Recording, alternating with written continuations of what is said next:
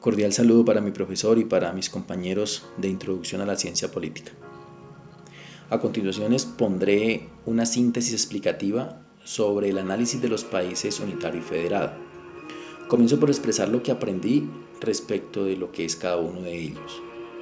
Un país unitario es aquel que cuenta con un modelo de gobierno en el cual existe un poder central y desde ahí se emiten las órdenes al resto del país. Es decir, todo en cuanto a políticas públicas se refiere está centralizado en un centro de poder, lo que le permite al gobierno tener un mayor control del resto del territorio. Un país federado es aquel que está compuesto por unos estados miembros, los cuales tienen una autonomía respecto de la creación de sus leyes y el cumplimiento de las mismas.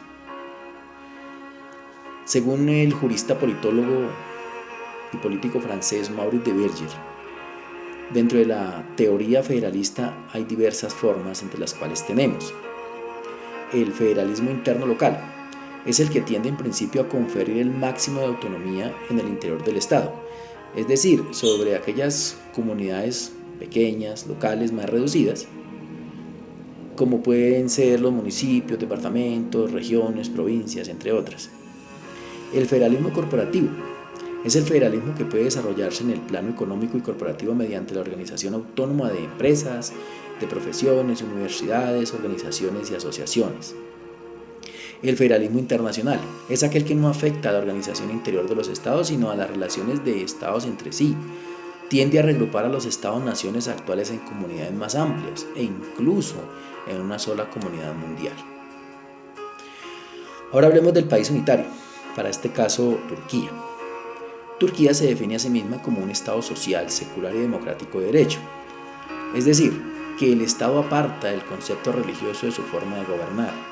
Es lo que se denomina un Estado laico, a pesar de la variedad de religiones que son profesadas en ese territorio. En Turquía prácticamente todas las decisiones respecto al país son tomadas desde el gobierno central en cabeza del presidente y los ministros, ubicados en su capital Ankara. Con respecto a su economía, esta está basada en la industria, en lo relacionado con la producción de textiles, vehículos para el transporte, allá fabrican barcos por ejemplo, y productos electrónicos, la agricultura y el turismo. En estos últimos tiempos la economía de Turquía ha sufrido una afectación significativa por la inflación, lo que los ha llevado a buscar sistemas políticos que favorezcan a su manera las diferentes necesidades sociales y las formas de gobernar. La moneda de Turquía es la lira turca.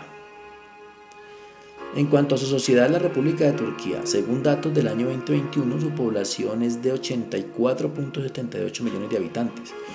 Los ciudadanos podrían afirmar que tendrían una identidad turca desde 1923.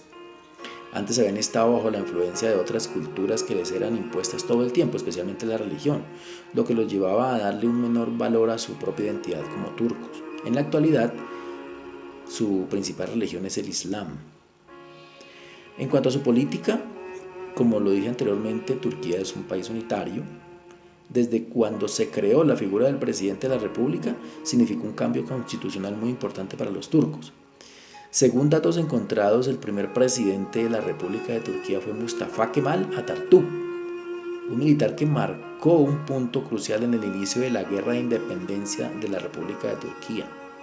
Después de la muerte de Kemal se presentaron diferentes golpes de Estado y reformas en la Constitución de la República, tales como la separación de poderes y la inclusión del Tribunal Constitucional como garante de la norma suprema. En la actualidad, según García Gutiérrez, en la Constitución de la Tercera República de 1982, los turcos dieron más poderes al presidente y limitaron los órganos de control para garantizar la separación de poderes del Estado.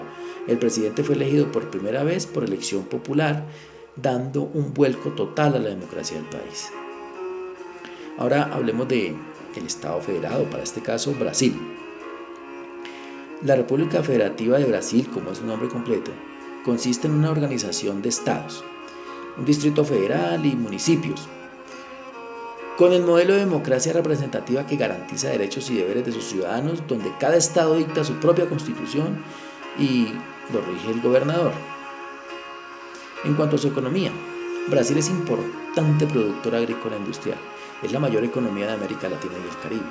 Sus principales productos son el café, la caña de azúcar, y una variedad de cítricos, también soya, carne de res y aves de corral. La moneda de Brasil es el real. En cuanto a su sociedad, según datos del año 2021, Brasil tiene una población estimada en 214 millones de habitantes. Su principal religión, la cual predomina en aproximadamente el 88% de la población, es el cristianismo. En cuanto a su política, Brasil está organizada territorialmente en 26 estados y un distrito federal. Tiene una democracia representativa donde cada estado dicta su propia constitución y lo rige el gobernador, como ya lo había dicho antes. A diferencia de Turquía, Brasil posee un sistema descentralizado. Tiene una estructura interna que lo tipifica.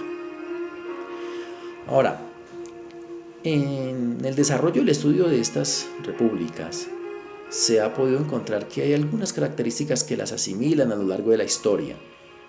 Por ejemplo, cuentan con una extensión y población considerable. Ambas han tenido gobiernos cercenados, golpes de Estado, han estado influenciadas por regímenes militares. Además de los problemas de corrupción que han tenido los dos países, también han tenido que enfrentar situaciones muy complejas respecto al orden social y a su economía.